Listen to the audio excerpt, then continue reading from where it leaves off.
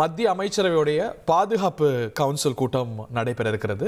அடுத்த கட்டம் என்ன செய்வது அப்படின்னு உச்சகட்ட தயார் நிலையில் இந்தியா இருக்கிறது. ஏனென்றால் இதற்கு பாகிஸ்தான் ஏதோ ஒரு வகையில் பதிலடி கொடுக்கலாம். ஏற்கனவே எல்ஓசின்னு சொல்லக்கூடிய லைன் ஆஃப் கண்ட்ரோல் இந்த பகுதி கடந்த 12 நாட்களாகவே பரபரப்பாக இருக்கிறது. இந்த தாக்குதலுக்கு அப்புறம் இந்திய தாக்குதல், பாகிஸ்தானுடைய தாக்குதல் அப்படின்னு அந்த பகுதியில் குண்டு சத்தங்கள் கேட்டுக்கொண்டே இருக்கின்றன. இதில் இந்தியர்களும் இறந்திருக்கிறாங்க அப்படிங்கிறத பார்க்குறோம். இந்திய பாகிஸ்தான் எல்லை பகுதியில் பதற்றம் காணப்படுது.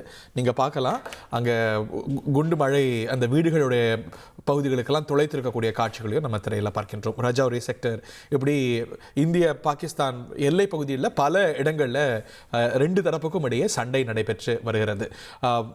வான் ரீதியாக பாதுகாப்பான அம்சங்களை இந்தியா துரிதப்படுத்தியிருக்கிறது, முடுக்கி விட்டிருக்கிறது. நிறைய விமான சேவைகள் ரத்து செய்யப்பட்டிருக்கின்றன. குறிப்பாக எல்லை மாநிலங்களுக்கு போகக்கூடிய அங்கிருந்து செல்லக்கூடிய விமானங்கள் எல்லாம் ரத்து செய்திருக்கின்றன, இல்லை நேர மாற்றம் செய்யப்பட்டிருக்கின்றன. ஸோ அதெல்லாம் கவனிங்க அப்படின்னு சொல்கிறாங்க. ஸோ ஒரு பதற்றமான ஒரு சூழல் எல்லை பகுதியில் இருக்கிறது. நாங்கள் நீதியை நிலைநாட்டி விட்டோம். ஏப்ரல் 22 பெஹல்காமில் பாகிஸ்தான் தூண்டுதலில் தீவிரவாதிகள் நிகழ்த்திய தாக்குதலுக்கு நீதியை நிலைநாட்டி விட்டோம் என்று உலகத்துக்கு பிரகடனம் செய்திருக்கிறது இந்திய இராணுவம். இது மேற்கொண்டு விரிவடையுமா, சிக்கல்கள் தொடருமா, அல்ல பாகிஸ்தான் இந்த பாடத்தை புரிந்து கொண்டு தன்னை மாற்றிக்கொள்ளுமா அப்படிங்கிற கேள்வி பிரதானமாக எழுந்திருக்கிறது. ஆபரேஷன் சிந்தூர் நேற்று 1:44 காலையில் அதிகாலையில் 1:45 மணிக்கு இதை தொடங்கியதாக தகவல். 9 இடங்களில் பாகிஸ்தான் ஆக்கியபைட் காஷ்மீர் உட்பட பாகிஸ்தானுடைய பல இடங்கள் மற்றும் பாகிஸ்தான் ஆக்கியபைட் காஷ்மீர் இந்த இடங்கள் எல்லாம் தாக்குதல்கள் நடந்திருக்கின்றன. 9 இடங்களில் மிக துல்லியமான தாக்குதலை வெற்றிகரமாக நடத்தி முடித்திருக்கிறது இந்திய இராணுவம். சர்வதேச அளவிலையும் இதில் கவனிக்கப்பட வேண்டிய விஷயம், இந்தியாவுக்கு ராஜாங்க ரீதியாக எந்த அழுத்தமும் பெருசாக எந்த நாடும் கொடுக்கல அப்படிங்கிறத பார்க்கணும்.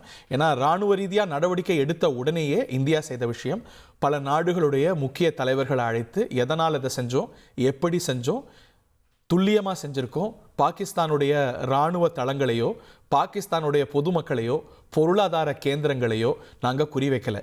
குறிவைத்தது தீவிரவாத நிலைகளை மட்டும்தான் அப்படின்னு தெளிவான விரிவான விளக்கத்தை இந்தியா முக்கியமான உலக தேசங்களுக்கு அளித்திருக்கிறது. அதனால தான் நீங்கள் 1990களில் இந்த மாதிரி இந்திய பாகிஸ்தான் பதற்றம் வரும்போது சும்மாவே நாம் பாதிக்கப்பட்டால் கூட பல நாடுகள் இந்தியாவுக்கு கண்டனம் தெரிவிப்பாங்க. அப்படிப்பட்ட கண்டனம் எதுவும் வராமல் பாகிஸ்தானுடைய நேரேட்டிவை யாரும் ஏற்றுக்கொள்ளாமல் தீவிரவாதத்தை மட்டுமே கண்டித்து வர்றாங்க அப்படிங்கிறத நம்ம பார்க்கின்றோம்.